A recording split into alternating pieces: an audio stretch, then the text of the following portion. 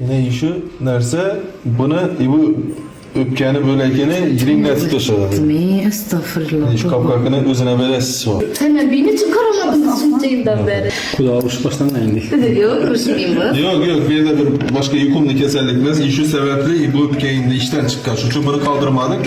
Yine işi nerse girdiyse. Yaş vaktinden alıp da. Karındaşsız mısınız? Ava. O.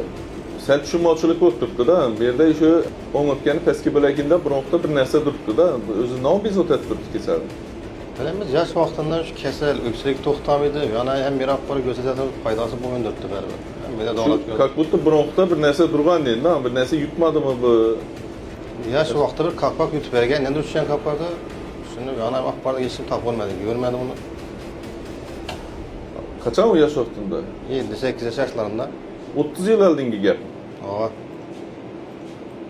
Şundan beri davalanalım. Biroqda bir narsa turibdi, balkim qopqoq ham chiqishi mumkin. Bu operatsiya qilish kerak faqat. Operatsiyada biz olib bilamiz bu narsani o'sha.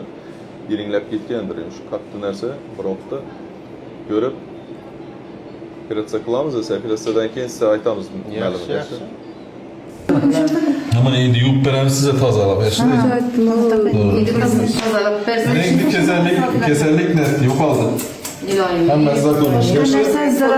Yo'q, ichandara hammasi zo'r. Operatsiya udashni o'tdi. Xudo xolasa yaxshi. Kullarım vermegi Xudoyim. Bugün bir kızık vakıya oldu. Bemar operatsiya bo'ldi. Eng qiziqlisi 30 yil oldin qopqoq yutgan ekan kasal. Yine şu kompyuterni ko'rsangiz, bronxda shu yerda yana katta narsa turibdi. Bize operatsiya etib, lobektomiya operatsiyasini qilganimizda bronxni ichidan 30 yıllık qopqoq chiqdi. Bemar 36 yaş, 7 yaşında qopqoq yutgan. 30 yıldan beri bansa davolanib, shu o'pka kasalda davolanib yurgan. Endi xudo xolasa bemarimiz saqlasak, bize qopqoqni olib tashladik. O'sha уже 30 yıldan beri yiring bo'lib yotgan bo'lakini ham olib tashladik.